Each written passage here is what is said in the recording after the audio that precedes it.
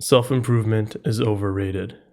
This is not clickbait. Self-improvement is overrated. I'm not saying this to be sensational, nor is this video a rant. I mean this in its literal sense. It's overrated by definition. Self-improvement is rated or valued too highly, or at least more than it used to. And that's coming from someone who enjoys the space, or at least used to. Let's define self-improvement. Consider self-improvement as an umbrella term that refers to a variety of tools that can be implemented to solve problems in your life. Think productivity tools, health tools, wealth tools, etc. The word tool is important here. It should be used as a tool and not a lifestyle. All too often, it's connoted as a lifestyle. Mark Manson, the guy who authored that orange book that you see in every airport shop, argues that there are two camps that operate within the world of self-improvement: the junkie and the tourist. The junkie watches self-improvement content like it owes him money. He uses it as a form of escapism. He attempts to fill his deep void of inadequacy with productive content. He's addicted. In the case of the junkie, self-improvement becomes a vice as opposed to a practical tool. The tourist, on the other hand, approaches the world of self-improvement in a more temperate, mature, and practical manner. He dives into the self-improvement toolbox only when needed. He absorbs what is useful and rejects what is useless, to paraphrase Bruce Lee. He learns what he has to, then he disconnects from the self-improvement space until further needed. Most of us aren't the tourist. We're absorbing self-improvement content like Superman absorbs the sun's rays. The only difference is that Superman actually gets more powerful, and we oftentimes don't, but at least we have a kryptonite tolerance. It makes sense why you're so attracted to self-improvement content. Our generation needs self-improvement more than any other. Hyperinflation has us trying to get rich so that we can finance our basic needs, while chemical and psychological warfare run rampant, damaging our minds, bodies, and souls. Toxins, estrogenics and pollution, processed foods, compromised water, and ungodly ideologies. Distractions, endless binge-worthy series, movie franchises, and video game campaigns. We were born into this mess without a choice, but it's up to us to transcend our dire circumstances. Nihilism can seem attractive now, but we're better than that. We're young and have lives to live. We aspire to live good lives at that. Purposeful ones, rife with meaning, health, and genuine connection. But this is what we're up against. Self-improvement provides an escape from all this bullshit, and for those who come across it, it becomes the shiniest object they've ever laid their eyes upon. It lays out a structured path. It offers hope. That's why it has become an obsession amongst the youth, particularly amongst young men seeking direction in life. I used to be one of them. We've all been there, down the self-improvement rabbit hole. You consume tons of information, but your life remains stagnant and unchanged. You're chasing that silver bullet solution that you think will be the one to do it. That one video that'll make you a millionaire. That one book that'll finally give you unlimited discipline. That $997 course that'll finally get you laid. The self-improvement space is an industry. Make no mistake about that. In fact, the industry is valued north of $13 billion and rising, and that was in 2022. Even the top dog in the self-improvement space, at least on YouTube, Hamza, confirms this to be the case, that the self-improvement space is a profitable industry. It should be noted that some creators in this space genuinely want to address their viewers' pain points, which, by the way, isn't a predatory business practice unless you're convincing your audience that they're inadequate, then offering the solution.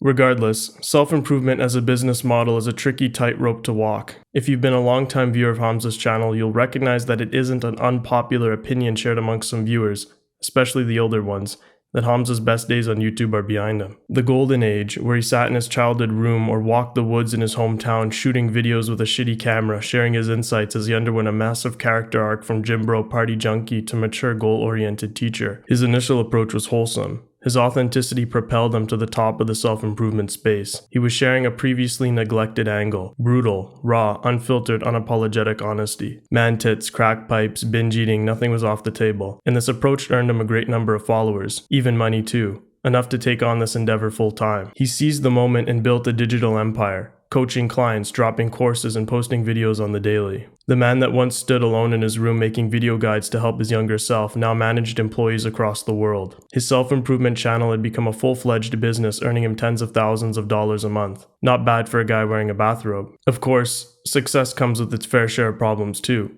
Hamza grew intimidated by what he refers to as a few 14-year-olds. More specifically, a demographic of viewers that called him out for being a salesperson. I'll leave the validity of that claim up to your personal judgment. I'm just reporting. This led Hamza to question his identity as a figure in this space. Was he an altruistic self-improvement YouTuber, a profit-driven entrepreneur, or both? In the end, Hamza determined that he was an entrepreneur first and foremost. Fundamentally, entrepreneurship was the motivating force behind the creation of his movement.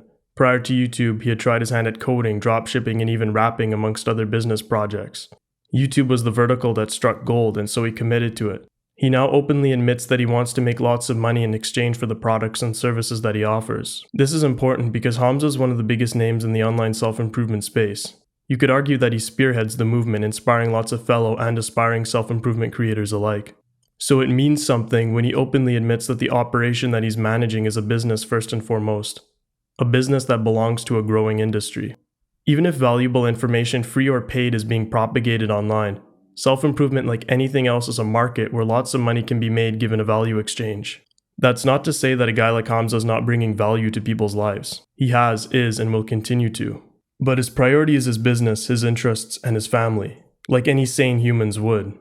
At the end of the day, only you have your best interests at heart. These self-improvement YouTubers don't owe you a thing. Yet you give them your time, your energy, and your money. But what impactful changes have you seen in return? Maybe you've benefited, maybe you haven't. That's a determination for you to make. Just remember that self-improvement is a growing industry that sells you visions of change, advertising to you the tools to potentially realize these visions. And like other industries, it features fads. Dopamine detox, build an agency, escape the matrix. You'd be crazy to think that there aren't people out there who want a piece of this pie. People who might care more about their profit margins than you and your mental health. That said, this isn't one of those watch me and not the others kinds of videos. This is me trying to help you expand your view of what the self-improvement space is. How you shouldn't dive headfirst into it accepting everything you hear, read, and see because the information might represent some kind of marginal value to your life. I also bring this to you to explain that you must also remain critical of the actors within this space, so long as you're plugged into the self-improvement matrix. And I'm no exception to this rule. What's important is that you must be discerning at all times, remaining critical of those who stand to gain something from your chronic suffering, distancing yourself from channels that make you feel inadequate and lesser than, unless of course you purchase their newest digital product and you'll be set for life. Just kidding. Navigate this industry with caution, intent, and purpose. If you have a problem that needs solving, by all means seek out the appropriate help. But don't binge watch self-improvement videos or buy a course and think that you're somehow making waves in your life. That's 100% cope and you know it. Don't be that guy who goes to the store to buy one tool but ends up buying several others that he never really wanted nor needed. And don't inherit other people's personal ambitions over yours. Don't be convinced that you need to become a millionaire, smoke stogies, and ride a Bugatti to have made it in life. What do you really want for yourself? That's for you to figure out. Our ancestors may have had it better. Let's begin with a quote from Kal Ram, a fellow YouTuber and advocate of what he refers to as the esoteric health movement. He explains that self-improvement is overhyped. It is not the journey, it is just a return to baseline. Quitting addictions, becoming disciplined, generating income, reading books, etc. These are just the baseline expectations I have of you. These were the basics that any noble man of any civilization was expected to have. So once you get to the baseline, sure, give yourself a pat on the back. You might be ahead of 99% of motherfuckers out there, but don't compare yourself with those. Compare yourself with the ancestors. End quote. We should be living as our ancestors did, divorced from all this bullshit. This isn't one of those cringe, return to tradition, reject modernity type videos either. Self-improvement focuses on the self. It's in the name. Self-improvement can be isolating. There is more to life than just self-improvement. Picture the typical lone wolf on his grind, the so-called Sigma male meme. Well, if you've never had the pleasure of hearing the rest of the lone wolf story, the lone wolf dies alone. Self-improvement is great, but we should be focused on bringing people together to do good things, to have community, in real life, in person, peer-to-peer. We're social creatures after all, descendants of tightly knit tribal structures. We should live in accordance with this historical fact. In another post, Kal explains, modern self-improvement is for children.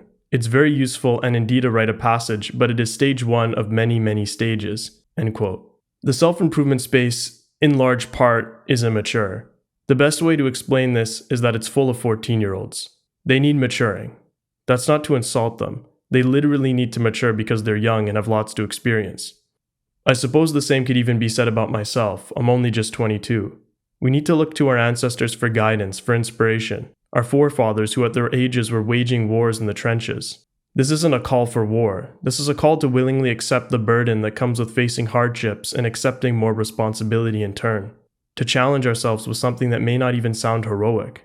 That's why Jordan Peterson's quote about making your bed blew up. It resonated with people. We've got young men out there fantasizing about Bugattis, trying to start businesses when they can't even fold a blanket over their bed. It's not about chasing more, it's about dialing back. starting with a manageable locus of control, then branching out from there. It's about developing character and virtue and respecting the process that comes with this.